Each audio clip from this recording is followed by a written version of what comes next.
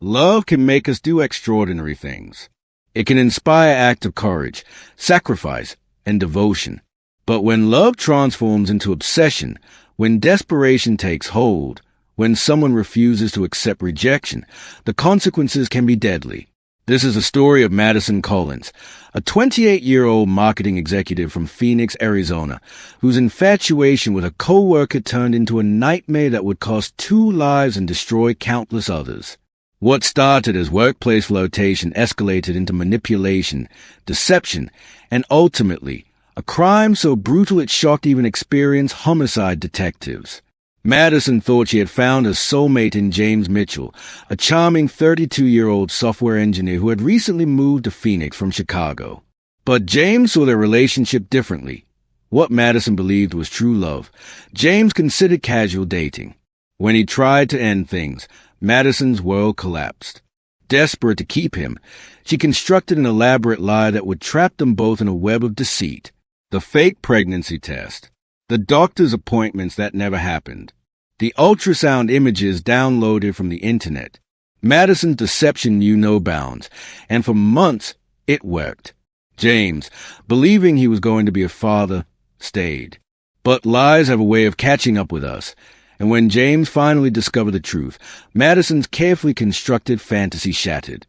What happened next would forever change the lives of everyone involved. Because when obsession meets desperation, when love becomes possession, when someone has nothing left to lose, murder becomes the final act of a tragic performance. Madison Collins had always been the type of person who got what she wanted. Growing up in suburban Denver, she was the daughter who convinced a parent to buy her a car at 16, the student who charmed teachers into better grades, the employee who networked her way into promotions. At 28, she had built what looked like a successful life, a corner office at a respected marketing firm, a trendy apartment in Phoenix's Biltmore district, and a social media presence that suggested happiness and fulfillment. But beneath the curated Instagram posts and professional achievements, Madison carried a deep fear of abandonment that had haunted her since childhood. Her father had left when she was 12, disappearing one morning with nothing but a note on the kitchen counter. Her mother, devastated and bitter, had filled Madison's teenage years with warnings about men who would use her and leave her. Never let them see how much you need them, her mother would say. Men run from needy women. So Madison learned to hide her desperation behind confidence, to mask her insecurity with success. She dated frequently but struggled with relationships that lasted beyond a few months. Men would initially be drawn to her beauty and apparent independence, but eventually they would sense something underneath, a hunger, a need that felt too intense, too consuming. James Mitchell arrived at Pinnacle Software Solutions on a rainy Monday in October. Tall, with sandy brown hair and an easy smile, he was the kind of man who drew attention without trying. He had moved to Phoenix from Chicago for a fresh start after a difficult divorce, and he carried himself with the confidence of someone who had survived heartbreak and emerged stronger. Madison noticed him immediately. She watched from her office window as he toured the building with HR, observed how he interacted with potential colleagues, noted the way he threw back his head when he laughed. There was something about his genuine warmth that captivated her. He wasn't performing confidence like so many men she had dated. He simply was confident. Their first interaction came 3 days later in the break room. Madison had strategically timed her coffee break to coincide with his afternoon routine. "You must be the new guy from Chicago," she said, approaching the coffee machine where James stood waiting for his cup to fill. "I'm Madison Collins, marketing director."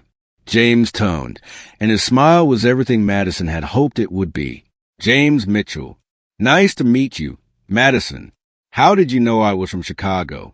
"Word travels fast in a building this size," she replied, moving closer than necessary to reach for a coffee cup.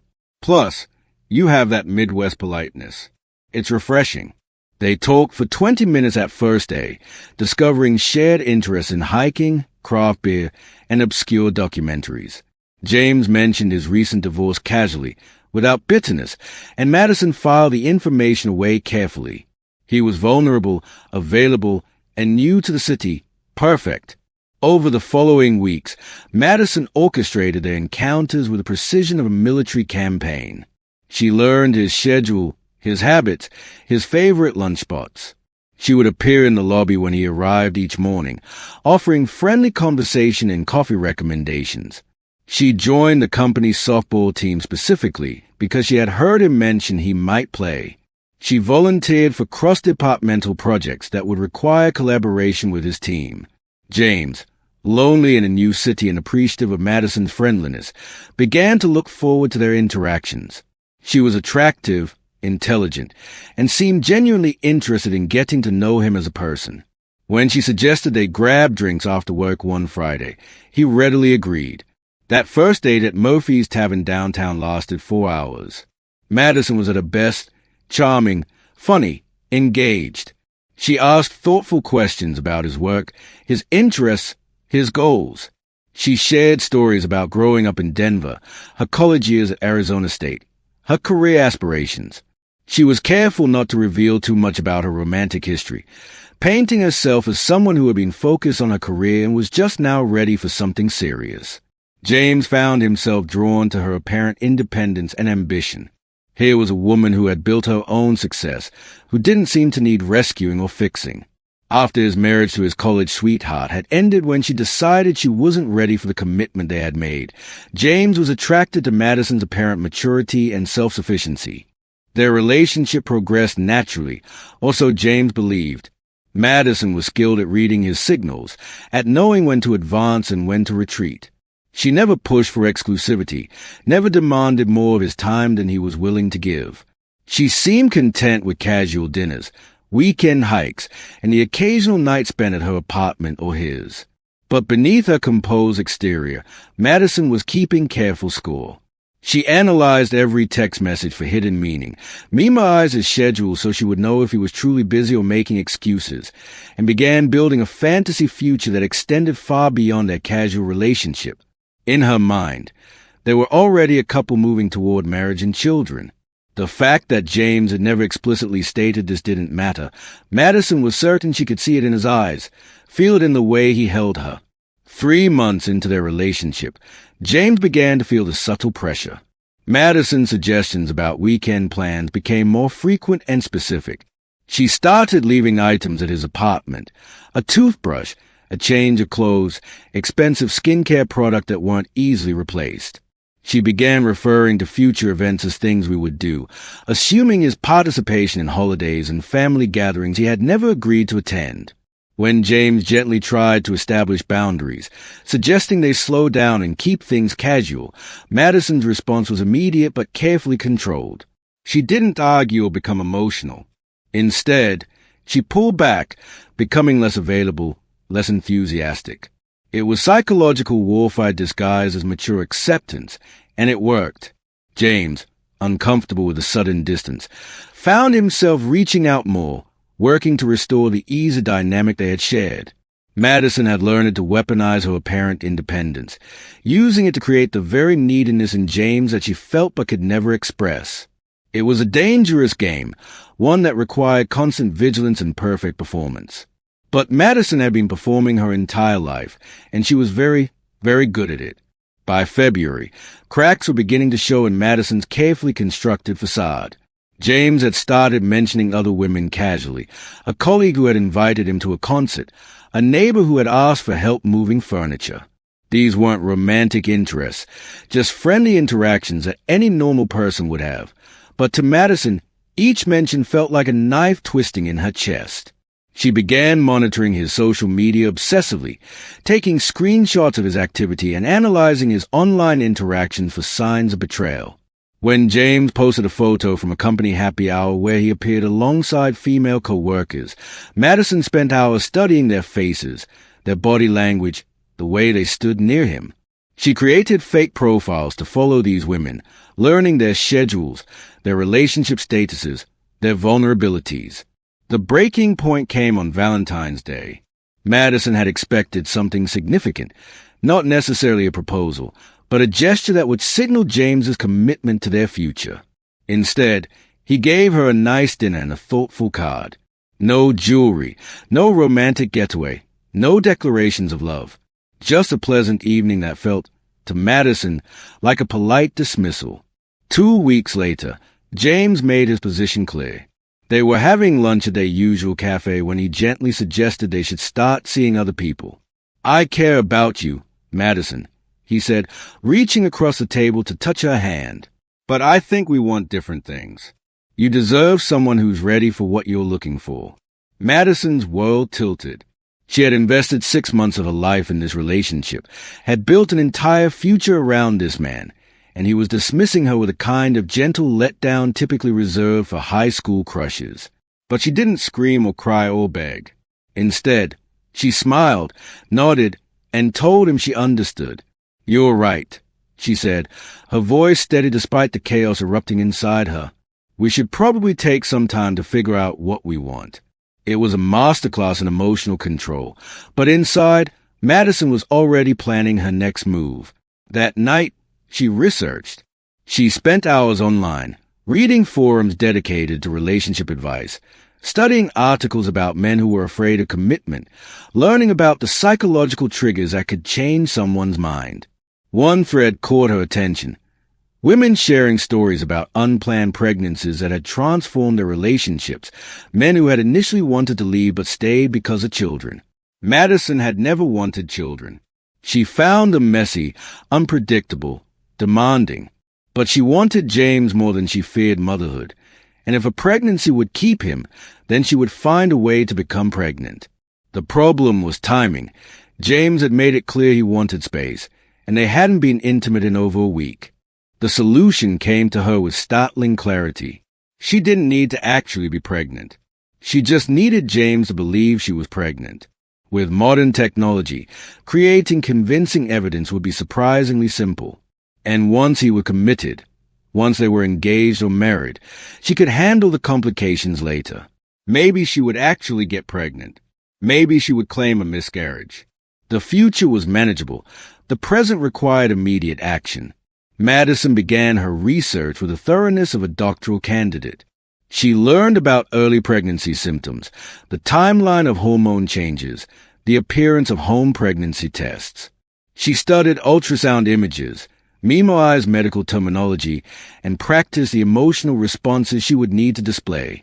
Her first purchase was a pack of pregnancy tests from a drugstore across town, paid for with cash.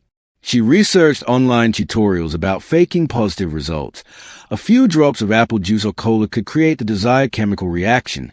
She practiced in her bathroom mirror, working on her facial expressions, her tone of voice, the way she would deliver the news. The hardest part was getting James to see her again.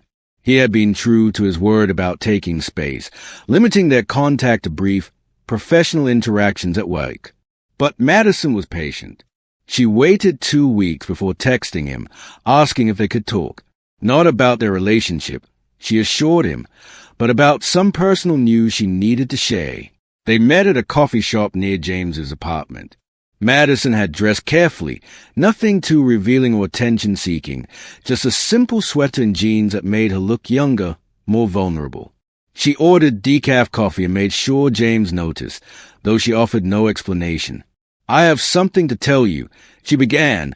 Her voice, carefully modulated, conveyed shock and uncertainty. "I know the timing is terrible, and I know this isn't what either of us planned. But," she paused, letting the silence stretch between them, "I'm pregnant." James's reaction was everything Madison had hoped for and more. The color drained from his face, his coffee cup frozen halfway to his lips. "Are you sure?" he asked, his voice barely above a whisper. Madison nodded, reaching into her purse to pull out the positive pregnancy test she had prepared. "I took 3 tests. They're all positive." She had practiced this moment dozens of times, but seeing James's shock, his immediate shift from distant ex-boyfriend to concerned potential father, exceeded her expectations. "How far along?" he asked, his mind clearly racing through dates and possibilities. "About 6 weeks. Madison replied, having calculated the timeline to match their last intimate encounter. "I know you said you wanted space, and I respect that. I'm not trying to trap you or change your mind about us. I just thought you had a right to know. It was a perfect performance." Madison presented herself as responsible, mature, and considerate of his feelings. She wasn't demanding anything, wasn't making assumptions about their future. She was simply informing him of a biological reality and allowing him to process the information. James stared at the pregnancy test for a long moment, his entire worldview reshaping around this small plastic stick. He had been married before, had wanted children with his ex-wife, had grieved when their marriage ended before they could start a family. Now, unexpectedly, he was going to be a father with a woman he had been trying to distance himself from. "What do you want to do?" he asked finally, his voice heavy with the weight of responsibility. Madison had prepared for this question too. "I want to keep the baby," she said simply. "I know it's not ideal, and I know our relationship is complicated, but I can't imagine making any other choice. This baby, it's part of both of us." The hook was set. James, raised by parents who had taught him about responsibility and commitment, couldn't walk away from his unborn child. Whatever his feelings about Madison, whatever his concerns about their relationship, he would stay. He would try to make it work. Madison had won. At least, she thought she had. James's transformation was immediate and complete. The man who had wanted space just days earlier was now calling Madison every morning, asking about her symptoms, researching prenatal vitamins, and downloading pregnancy tracking apps. He approached impending fatherhood with the same methodical dedication he brought to his software projects, creating spreadsheets of doctor appointments, budgets for baby expenses, and timelines for preparing their lives for a child. Madison found herself both thrilled and terrified by his sudden attention. This was exactly what she had wanted. James committed, invested, planning a future that included her. But maintaining the illusion required constant vigilance and increasingly elaborate lies. Every day brought new challenges, new questions she had to answer, new evidence she had to fabricate. The morning sickness was easy enough to fake. Madison would excuse herself from meetings, citing nausea, and James would find her in the bathroom looking appropriately pale and exhausted. She researched the symptoms obsessively, learning about food aversions, fatigue patterns, and emotional changes. When James brought her crackers and ginger tea, she accepted them gratefully, secretly impressed by her own performance. The first major hurdle came when James insisted on accompanying her to her initial prenatal appointment. Madison had been avoiding this moment, knowing it would require her most sophisticated deception yet. She spent days researching obstetrics practices in Phoenix, finally settling on Desert Women's Health Center, a busy clinic where she hoped to blend in among the legitimate patients. "I've already scheduled my first appointment," she told James over dinner at his apartment. "Next Tuesday at 10 a.m. You really don't need to come. It's just routine blood work and basic questions." But James was insistent. "This is my child too, Madison. I want to be involved from the beginning. My father missed most of my mother's appointments because of work, and he always regretted it." Madison's stomach churned, not from fake morning sickness, but from genuine panic. She couldn't take James to a real doctor's office without exposing her lie, but she also couldn't refuse without raising suspicions. Her solution was both brilliant and desperate. On Tuesday morning, she drove them to Desert Women's Health Center, parking in the visitor lot where James could see the building's medical signage. "I'm going to check in," she told him. "The waiting room is really cramped, so why don't you grab us coffee from that cafe across the street? I'll text you when I'm done." James, eager to be helpful, agreed readily.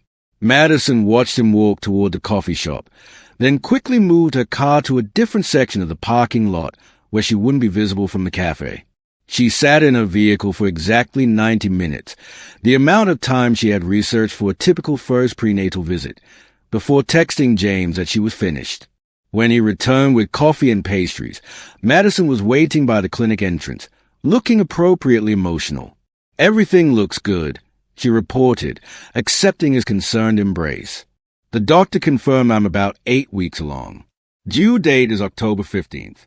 James's joy was infectious and heartbreaking. He held her gently, as if she were made of glass, and whispered about their future together. "We're really going to do this," he said, his voice thick with emotion. "We're going to be parents." Madison had prepared for this moment, but she hadn't prepared for the guilt that accompanied her triumph. Seeing James's genuine happiness, His excitement about becoming a father made her deception feel simultaneously more justified and more monstrous. She pushed the uncomfortable feelings aside, focusing instead on maintaining her performance. The next challenge was more complex. James wanted to see the ultrasound images. Madison had downloaded generic ultrasound photos from pregnancy websites, carefully selecting images that matched the supposed gestational age. She had them printed at a photo shop, using slightly off-white paper to make them look more authentic. The doctor said everything is developing normally. She told James that evening, producing the fake ultrasounds with appropriate reverence. You can see the head here, and these are the arms. She pointed to indistinct shadows on the grainy images, watching James's face transform with wonder. He stared at the photos for long minutes, tracing the outlines with his finger. "It's so small," he whispered. "But it's really there. That's our baby." Madison had to excuse herself to the bathroom, overwhelmed by the weight of what she was doing. Standing in front of his mirror, she stared at her reflection, barely recognizing the woman looking back at her. When had she become someone capable of such elaborate deception? When had her love for James transformed into something so consuming that she was willing to build their entire relationship on a foundation of lies? But she was too deep now to turn back. James had already started talking about moving in together, about finding a larger apartment suitable for family. He had called his parents in Chicago to share the news, and Madison could hear the joy in his mother's voice through the phone speaker. She had become the mother of James's child in the minds of everyone who mattered to him. The physical demands of maintaining the charade were exhausting.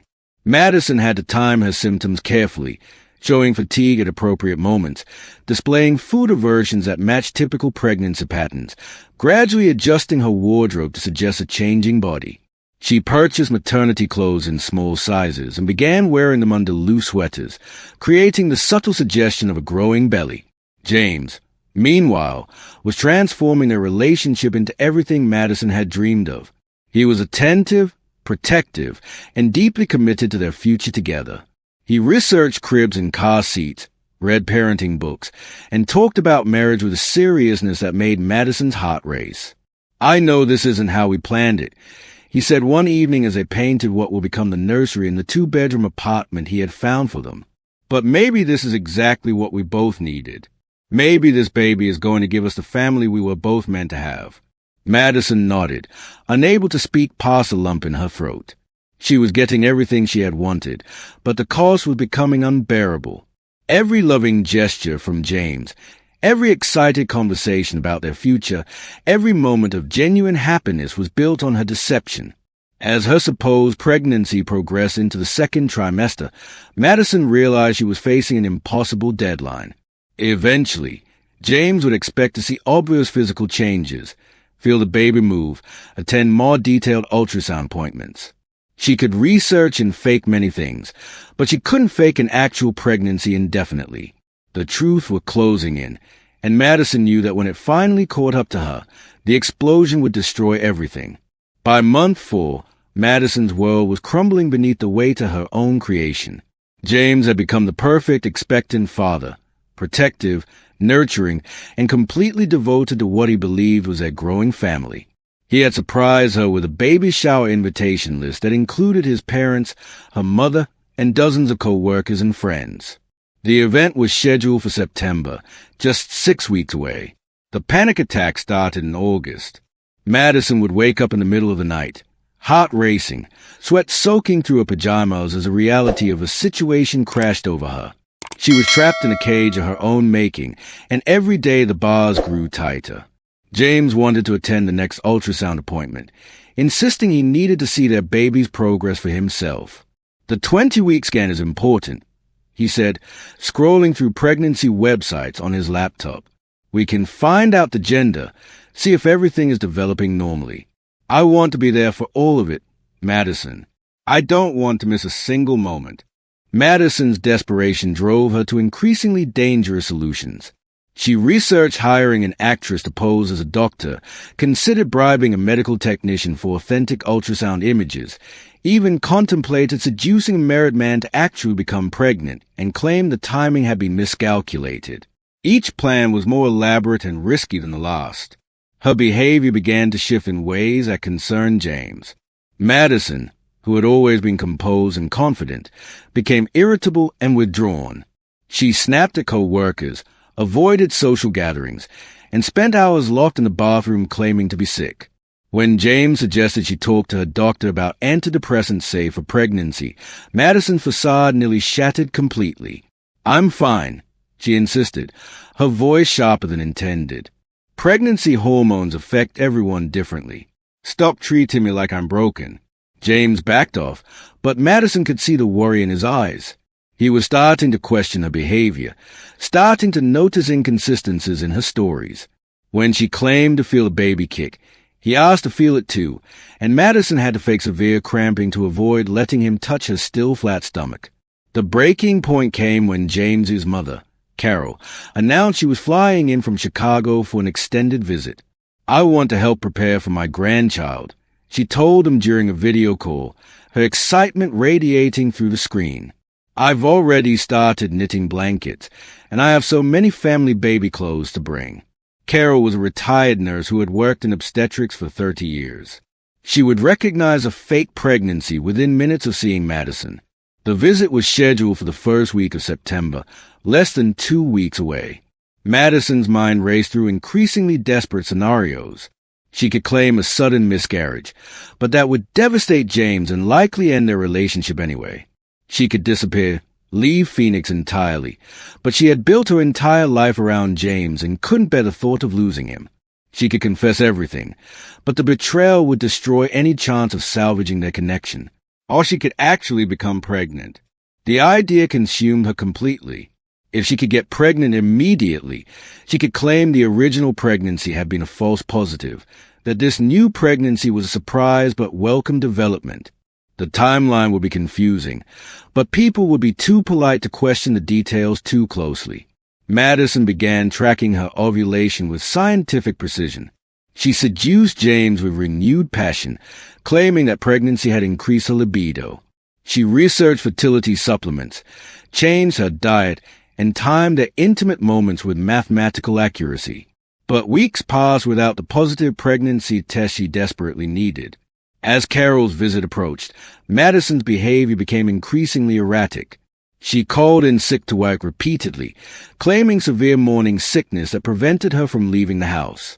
She avoided James's attempt to take her out in public, terrified that someone would notice a lack of obvious pregnancy symptoms. James's concern deepened into genuine alarm. "Madison, I'm worried about you," he said one evening, sitting beside her on their couch. "You're not acting like yourself. Maybe we should switch doctors, get a second opinion about why you're having such a difficult pregnancy." Madison's composure finally cracked. "Stop questioning everything," she screamed, her voice raw with months of suppressed panic. "I'm doing the best I can. Being pregnant isn't easy, and having you constantly analyze my every mood isn't helping." James recoiled, shocked by her outburst. Madison had never raised her voice at him before, had always been the epitome of emotional control. "I'm sorry," he said quietly. "I'm just trying to help. I love you, and I want to make sure you and the baby are okay." The word love hit Madison like a physical blow. James loved her, or at least he loved the version of her that was carrying his child. Everything good in their relationship was built on the foundation of her lie. Without the pregnancy, she was just the woman he had tried to break up with months earlier. That night, while James slept beside her, Madison stared at the ceiling and contemplated her options. She could maintain the deception for perhaps another week, maybe 2 if she was careful. But Carol's visit would expose everything, and then James would know the truth about what she had done. Madison had spent months fearing discovery, but now she realized there was something she feared even more: losing James. She had manipulated him, lied to him, trapped him in a relationship based on deception, but somewhere in the process, her obsession had transformed into something deeper and more genuine.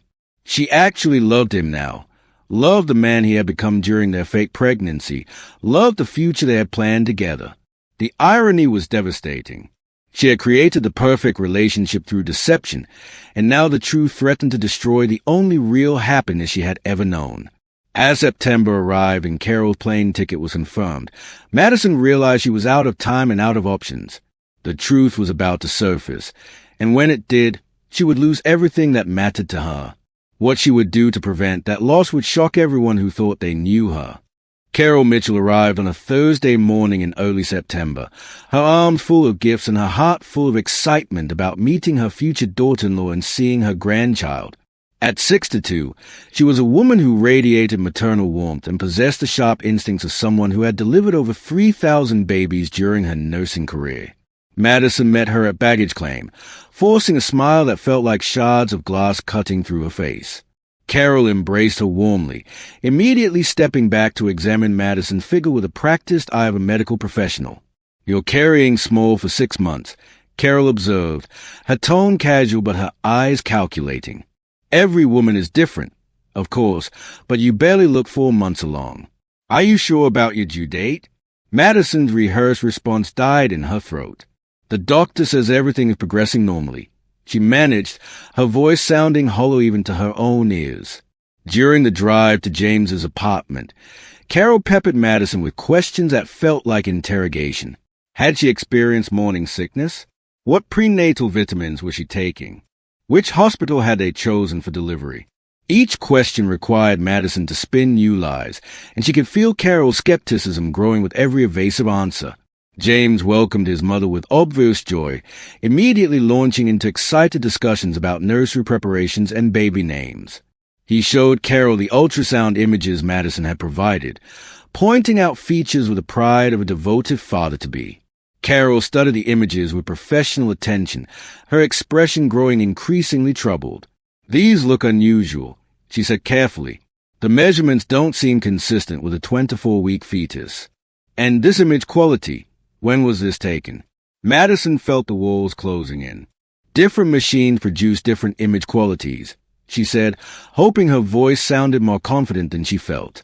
"My doctor uses older equipment." But Carol wasn't satisfied. Over dinner that evening, she continued her gentle but persistent questioning.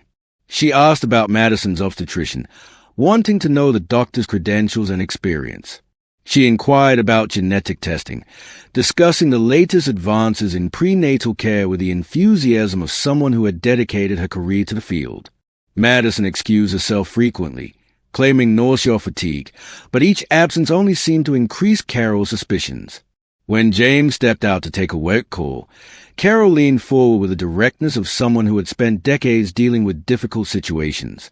"Madison, I need to ask you something, and I hope you'll be honest with me," Carol said, her voice gentle but firm. "Are you actually pregnant?" The question hung in the air like a physical presence. Madison's carefully constructed world tilted on its axis as she stared into Carol's knowing eyes. Here was someone who couldn't be fooled by fake symptoms or downloaded ultrasound images, someone whose professional experience made deception impossible. "Of course I'm pregnant," Madison whispered, but the words sounded unconvincing even to her. Carol reached across the table, her expression compassionate but unwavering. "Honey, I've been working with pregnant women for 30 years. I know what pregnancy looks like, sounds like, feels like. You're not showing the physical signs. Your symptoms don't match your supposed timeline, and these ultrasound images." She paused, choosing her words carefully. "These images are generic download from the internet." Madison's facade finally shattered completely. The months of pressure, the constant vigilance, the exhausting performance, it all collapsed in an instant. She began sobbing, her entire body shaking as the weight of a deception crashed over her. "Please don't tell him," she begged, her voice breaking. "Please, Carol, I love him so much. I know what I did was wrong, but I love him, and he loves me now. We're happy together. The pregnancy brought us together, but our feelings are real." Carol's expression shifted from suspicion to horror as the full scope of Madison's deception became clear. "You've been lying to my son for months," she said, her voice tight with controlled fury. "You've made him believe he's going to be a father. You've let him plan his entire future around a child that doesn't exist." "I can fix this," Madison pleaded desperately. "I'll tell him I lost a baby. We'll grieve together, and then we can start fresh." Our relationship is real now, Carol. The love we have is genuine, even if it started with a lie. But Carol was already standing, her face pale with disgust and determination. James needs to know the truth. Tonight. This has gone on long enough. Madison grabbed Carol's arm, her grip desperate and painful. You can't tell him. You don't understand. This will destroy everything. It will destroy him. You destroyed everything the moment you decided to build a relationship on lies, Carol replied, pulling free from Madison's grasp. My son deserves better than this. He deserves the truth. As Carol moved toward the living room where James was finishing his phone call, Madison felt something snap inside her chest. All the careful planning, all the months of performance, all the love she had finally found, it was about to disappear forever because of one woman's moral righteousness. Madison looked around the kitchen, her vision tunneling as panic consumed her rational thought. On the counter sat the knife block James had bought for their new apartment, the blades gleaming under the overhead lights. In that moment, facing the loss of everything she had fought so hard to keep, Madison made a choice that would transform her from desperate liar into something far more dangerous. Carol was 3 steps from the living room when Madison moved. The kitchen knife felt surprisingly heavy in her hand, but her grip was steady as she approached the woman who was about to destroy her world. Carol, Madison called softly, her voice eerily calm. We need to finish our conversation. When Carol turned around, the expression on Madison's face told her everything she needed to know about how far obsession could drive someone when they had nothing left to lose. What happened next lasted only seconds, but would haunt James Mitchell for the rest of his life. Carol turned to the sound of Madison's voice, and in that instant, she saw the knife gleaming in the kitchen light. Her nursing instincts kicked in. She had dealt with psychiatric emergencies before, had talked down agitated patients and de-escalated dangerous situations. Madison, put the knife down, Carol said, her voice steady despite the terror coursing through her veins. This isn't going to solve anything. We can work through this together. But Madison was beyond reasoning. Months of pressure had compressed into this single moment, and she could see only 2 futures. One where James learned the truth and left her forever, and another where Carol never got the chance to speak. You don't understand, Madison said, taking a step closer. I'm not a monster. I just love him too much to let him go. If you tell him, it destroys everything we built, everything good that came from this. Carol backed toward the living room, hoping to reach James before Madison could act. But Madison was younger, faster, and driven by desperation that gave her strength she didn't know she possessed. The first strike caught Carol in the shoulder as she tried to shield herself. The blade sliced through her cardigan and into muscle, sending shock waves of pain through her body. She cried out, the sound finally alerting James that something was terribly wrong. Mom? James called from the living room. Is everything okay?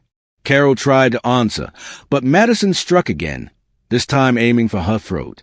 Years of self-defense classes had taught Carol to fight back, and she grabbed Madison's wrist, struggling to control the weapon. They crashed into the kitchen island, sending dishes and glasses crashing to the floor. James burst into the kitchen to find the 2 most important women in his life locked in a deadly struggle. Blood was spreading across his mother's shoulder, and Madison's face was twisted with a rage he had never seen before. Madison, stop, he shouted, lunging forward to intervene. But Madison was beyond hearing him.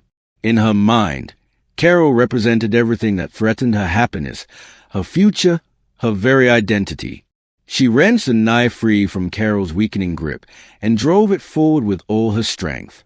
The blade found its mark just below Carol's rib cage, sliding between organs with surgical precision.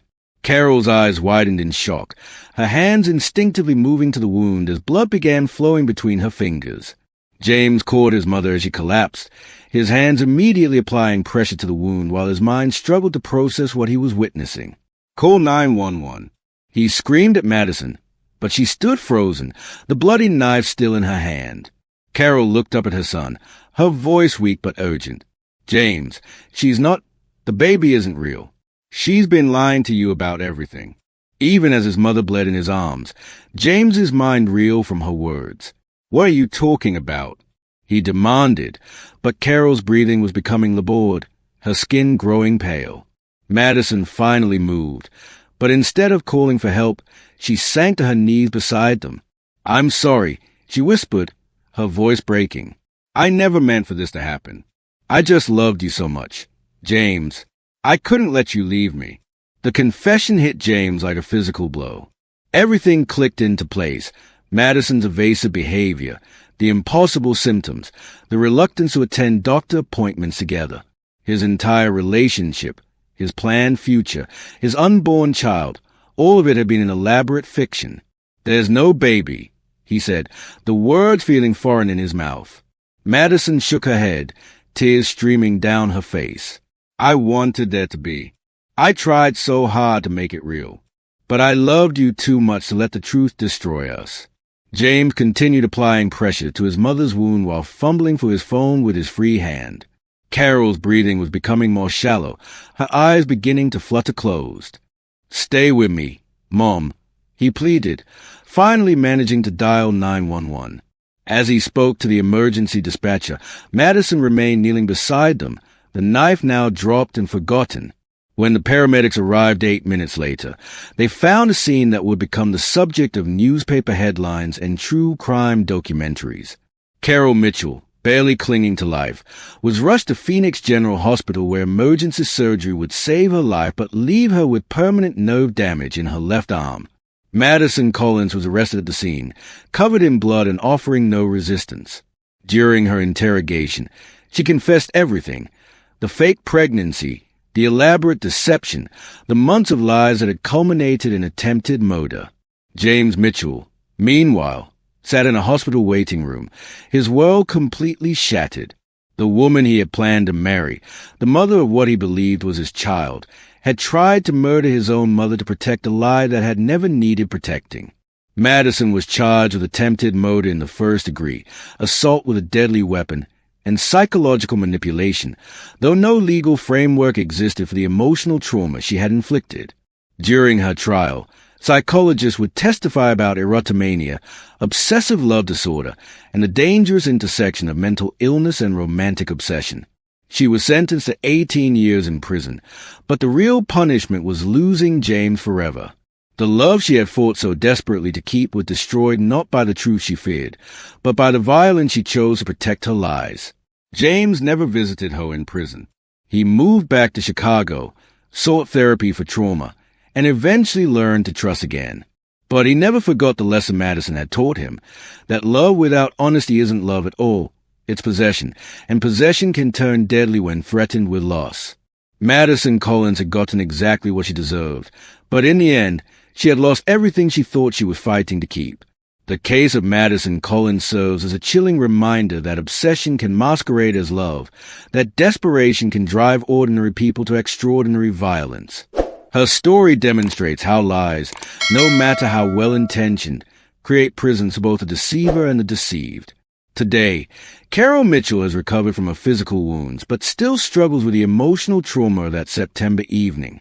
James has found happiness again, married to a woman who values honesty above all else. And Madison Collins remains behind bars, serving as a cautionary tale about what happens when love becomes possession and possession becomes deadly. The fake pregnancy that was meant to trap James ultimately trapped Madison herself, in a cell where she has 18 years to contemplate the cost of building love on a foundation of lies. If this story interests you, kindly subscribe, like and share to enjoy more crime stories.